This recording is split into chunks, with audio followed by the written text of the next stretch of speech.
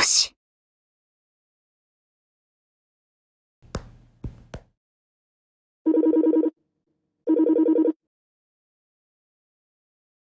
はい、進藤です。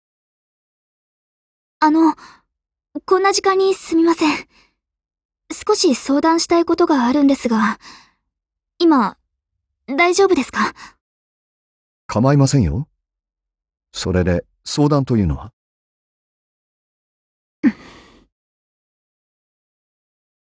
実は、収録スタジオで歌う練習がしたいんです。収録スタジオ。なるほど。デビュー曲を撮った時と同じ状況での練習がしたいということですか？はい。あの時は、いい歌を歌おうと必死で、なんとか進藤さんにいいって言ってもらえる歌を歌えました。でも、もっと上を目指したいんです。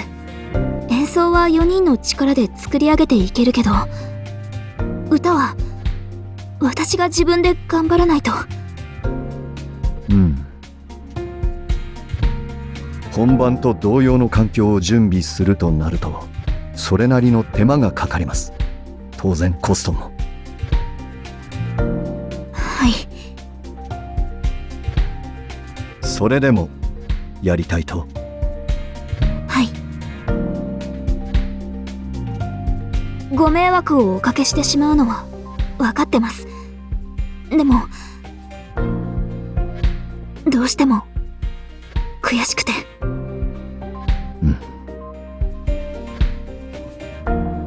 私の歌がダメだったら、みんなの演奏がどれだけ良くても、曲に込めた思いも伝わらない。私たちがやりたい、みんなの心に響く音楽ができないんです。でも、そんなのは絶対に嫌だから。お願いします。いろいろ手配はお願いしないといけないと思いますが、スタジオ代ならなんとか。気持ちは分かりました。収録に変な苦手意識を持つのもよくありませんから、早めに払拭しておきましょう。それじゃあ、前回と同じスタジオを手配しておきます。ありがとうございます。今回限りの特別措置だと考えてください。それと、その練習には俺も同席させてもらいます。あまり無茶をされては困りますからね。それと、俺がいた方がより本番らしい緊張感で歌えるでしょう。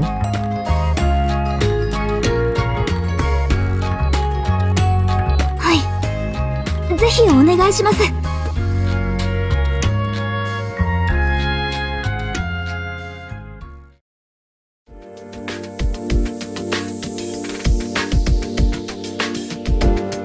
やっぱりヘッドホンから返ってくる声が自分で思ってる感じと違う。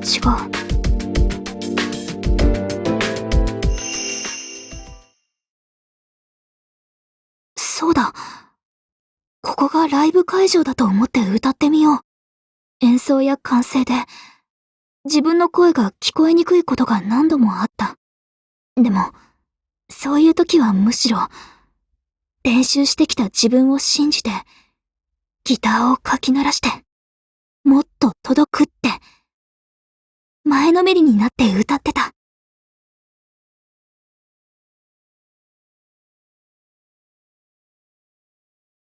もう一度お願いします。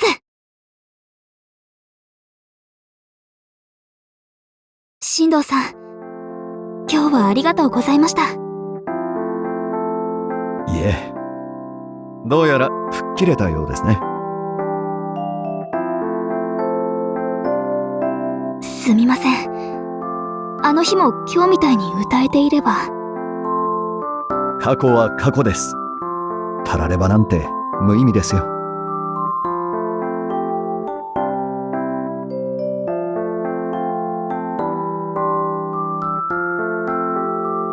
初めての挑戦で 100% 満足な結果を得られる人間なんてそうそういません。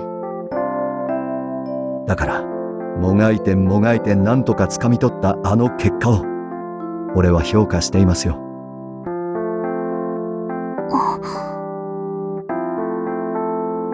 ありがとうございます。練習期間や歌の難易度、当日のコンディション、スタジオの設備やスタッフとの相性、様々な要素が絡んでくるので、満足な結果を取り続けることはなかなか難しい。それでも、その時できる最高のパフォーマンスを発揮し続けなければいけない。それが、プロの世界です。慣れないこと、経験のないことは、今後もどんどんやってくるでしょうが、俺も可能な限りサポートします。一緒に頑張っていきましょう。はい。これからもよろしくお願いします。